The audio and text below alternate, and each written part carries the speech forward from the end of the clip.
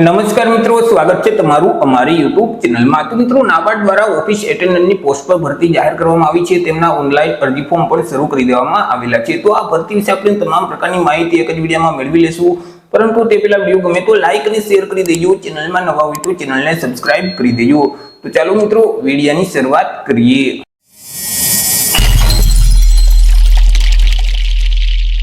તો મિત્રો, આજે ભરતીનું નોટિફિકેશન છે તે નાબાર્ડ એટલે કે national bank four agriculture and rural development દ્વારા જાહેર કરવામાં આવેલું છે। અહીં મિત્રો, નાબાર્ડ દ્વારા ઓફિસ આસિસ્ટન્ટ એટલે કે ઓફિસ એટેન્ડન્ટની પોસ્ટ પર ભરતી જાહેર કરવામાં આવેલી છે। તો સૌથી પહેલા તો આપણે ચર્ચા કરી લઈશું કંઈક અગત્યની તારીખ વિશે। હવે મિત્રો, આ જે ભરતી છે તેમાં જો તમારે અરજી ફોર્મ ભરવું હોય તો ઓનલાઈન અરજી ફોર્મ ભરવાનું રહેશે। ઓનલાઈન અરજી ફોર્મ આજથી શરૂ કરી દેવામાં આવેલ છે। 2 ઓક્ટોબર 2024 થી અરજી ફોર્મ શરૂ કરવામાં આવેલા છે। 2 ઓક્ટોબર 2024 થી લઈને 21 ઓક્ટોબર 2024 સુધીમાં તમારે ઓનલાઈન અરજી કરી દેવાની રહેશે। એ મિત્રો, ઓનલાઈન અરજી ફોર્મ નાબાર્ડની ઓફિશિયલ જે વેબસાઇટ છે www.nabard.org તે વેબસાઇટ ઉપર જઈ તમારે 21 ઓક્ટોબર 2024 સુધીમાં ઓનલાઈન અરજી કરવાની રહેશે। એ મિત્રો, તમારે પરીક્ષા છે તે પણ ઓનલાઈન જ આપવાની રહેશે। 21/11/2024 ના રોજ અહીં ઓનલાઈન પરીક્ષા લેવામાં આવશે। ચર્ચા કરી લઈએ એજ લિમિટ એટલે કે વય મર્યાદા વિશે। અરજી ફોર્મ ભરવા માટે ઉમેદવારની ઉંમર કેટલી હોવી જોઈએ? તો અહીં ઉમેદવારોએ 1/10/2024 ને ધ્યાનમાં રાખી પોતાની ઉંમરની ગણતરી કરવાની રહેશે। 1/10/2024 ના રોજ ઉમેદવારની ઉંમર ઓછામાં ઓછી 18 વર્ષ અને વધુમાં વધુ 30 વર્ષની હોવી જોઈએ। જન્મ તારીખને ધ્યાનમાં લઈએ તો ઉમેદવારનો જન્મ છે તે 2/10/1994 થી લઈને 1/10/2006 ની વચ્ચે થયેલ હોવો જોઈએ। પરંતુ અહીં જે અનામત વર્ગના ઉમેદવાર છે તેઓને સરકારશ્રીના ધારાધોરણો મુજબ ઉંમરમાં છૂટછાટ આપવામાં આવશે। જેમ કે SC અને ST કેટેગરીના ઉમેદવાર છે તો તેઓને 5 વર્ષની છૂટછાટ મળવાપાત્ર થશે। OBC કેટેગરીના ઉમેદવારોને 3 વર્ષની છૂટછાટ આપવામાં આવશે। હેન્ડીકેપ ઉમેદવારોને 10 વર્ષની છૂટછાટ આપવામાં આવશે। માજી સૈનિક છે તો તેઓએ જે સંરક્ષણ સેવા બજાવેલ છે તે ઉપરાંત 3 વર્ષની છૂટછાટ આપવામાં આવશે। તે સિવાય વિધવા ઉમેદવાર છે તો તેઓને 10 વર્ષની છૂટછાટ મળવાપાત્ર થશે। તે સિવાય બાકી જે તમામ ઉમેદવાર છે તો તેમની ઉંમર છે તે 1/10/2024 ને ધ્યાનમાં રાખી ઓછામાં ઓછી 18 વર્ષ અને વધુમાં વધુ 30 વર્ષની હોવી જોઈએ। ચર્ચા કરી લઈએ એજ્યુકેશન ક્વોલિફિકેશન એટલે કે શૈક્ષણિક લાયકાત વિશે। અરજી ફોર્મ ભરવા માટે ઉમેદવારની શૈક્ષણિક લાયકાત કેટલી હોવી જોઈએ? તો કે ઉમેદવાર જે રાજ્યના નિવાસી છે તે રાજ્યમાં આવેલ સરકાર માન્ય બોર્ડમાંથી ઉમેદવારોએ ધોરણ 10 ની પરીક્ષા એટલે કે SSC ની પરીક્ષા પાસ કરેલ હોવી જોઈએ। જે ઉમેદવારોએ 1/10/2024 સુધીમાં ધોરણ 10 ની પરીક્ષા પાસ કરેલ છે તે ઉમેદવાર આ ભરતીમાં અરજી ફોર્મ ભરી શકશે।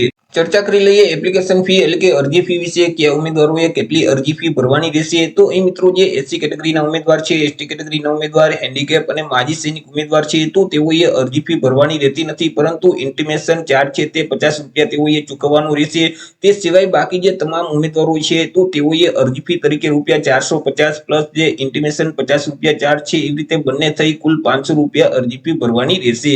અરજી ફી છે તે તમારે ઓનલાઈન જ ભરવાની રહેશે। તમે net banking, credit card, debit card કે UPI ના માધ્યમથી ઓનલાઈન અરજી ફી ભરી શકશો। ચર્ચા કરી લઈએ સિલેક્શન પ્રોસેસ વિશે કે ઉમેદવારનું સિલેક્શન કેવી રીતે કરવામાં આવશે। તો ઉમેદવારનું સિલેક્શન છે તે અલગ અલગ 2 સ્પર્ધાત્મક પરીક્ષાના આધારે કરવામાં આવશે। તેમાં સૌથી પહેલા એક ઓનલાઈન લેખિત પરીક્ષા લેવામાં આવશે। આ જે પરીક્ષા લેવામાં આવશે તે ઓબ્જેક્ટિવ પ્રકારની રહેશે એટલે કે તેમાં MCQ પ્રકારના પ્રશ્ન પૂછવામાં આવશે। કુલ 120 MCQ પ્રકારના પ્રશ્ન પૂછવામાં આવશે। એક પ્રશ્નનો 1 માર્ક એવી રીતે 120 માર્કનું પેપર રહેશે। પેપર લખવા માટે તમને 90 મિનિટનો સમયગાળો આપવામાં આવશે। તમને જે ક્વેશ્ચન પેપર આપવામાં આવશે તેમાં રીડિંગના પ્રશ્ન છે, ઇંગ્લિશ લેંગ્વેજને લગતા પ્રશ્ન છે, GK ને લગતા પ્રશ્ન છે અને ન્યુમેરિકલ એબિલિટીને લગતા પ્રશ્ન છે। તમામ વિષયમાંથી 30 પ્રશ્ન પૂછવામાં આવશે કે જેમના 30 માર્ક રહેશે। આવી રીતે કુલ 120 પ્રશ્ન પૂછવામાં આવશે। 120 માર્કનું પેપર રહેશે। પેપર લખવા માટે તમને 90 મિનિટનો સમયગાળો આપવામાં આવશે। મિત્રો, આ પરીક્ષામાં માઇનસ સિસ્ટમ લાગુ પડશે એટલે કે તમે પ્રશ્નનો જવાબ ખોટો ટીક કરશો તો તમને જે સાચા જવાબનો 1 માર્ક મળેલ છે તેમાંથી 1/4 માર્ક એટલે કે 0.25 માર્ક માઇનસ કરી દેવામાં આવશે। અહીં મિત્રો, તમને જે ક્વેશ્ચન પેપર આપવામાં આવશે તેમાં ઇંગ્લિશ લેંગ્વેજના પ્રશ્ન છે તે ઇંગ્લિશ ભાષામાં જ પૂછવામાં આવશે। તે સિવાય બાકી જે તમામ પ્રશ્ન છે તે ઇંગ્લિશ અને હિન્દી બંને ભાષામાં પૂછવામાં આવશે। જે ઉમેદવાર લેખિત પરીક્ષામાં પાસ થઈ જશે તો આગળ તેઓએ LPT એટલે કે લેંગ્વેજ પ્રોફિશિયન્સી ટેસ્ટ છે તે આપવાની રહેશે। એક્ઝામ સેન્ટર વિશે ચર્ચા કરીએ કે ગુજરાતમાં કયા કયા શહેર ખાતે આ પરીક્ષાનું આયોજન કરવામાં આવશે। તો કે ગુજરાતમાં અમદાવાદ, ગાંધીનગર, આણંદ, મહેસાણા, રાજકોટ, સુરત અને વડોદરા તો આવી રીતે 7 સેન્ટર ઉપર આ પરીક્ષાનું આયોજન કરવામાં આવશે। ચર્ચા કરી લઈએ જગ્યા વિશે કે કુલ કેટલી જગ્યા છે, કેટેગરી મુજબ કેટલી જગ્યા રહેશે। તો કે કુલ 108 જેટલી જગ્યા છે। આ જે 108 જગ્યા છે તેમાંથી સામાન્ય વર્ગના ઉમેદવાર માટે 54 જગ્યા રહેશે। SC કેટેગરીના ઉમેદવાર માટે 4 જગ્યા, ST કેટેગરીના ઉમેદવાર માટે 12 જગ્યા રહેશે। OBC કેટેગરીના ઉમેદવાર માટે 28 જગ્યા, જ્યારે EWS કેટેગરીના ઉમેદવાર ઉમેદવાર માટે 10 જગ્યા રહેશે। આવી રીતે અલગ અલગ રાજ્યમાં થઈ કુલ 108 જેટલી જગ્યા છે। ગુજરાતની વાત કરીએ તો ગુજરાતમાં મિત્રો 3 જેટલી જગ્યા છે।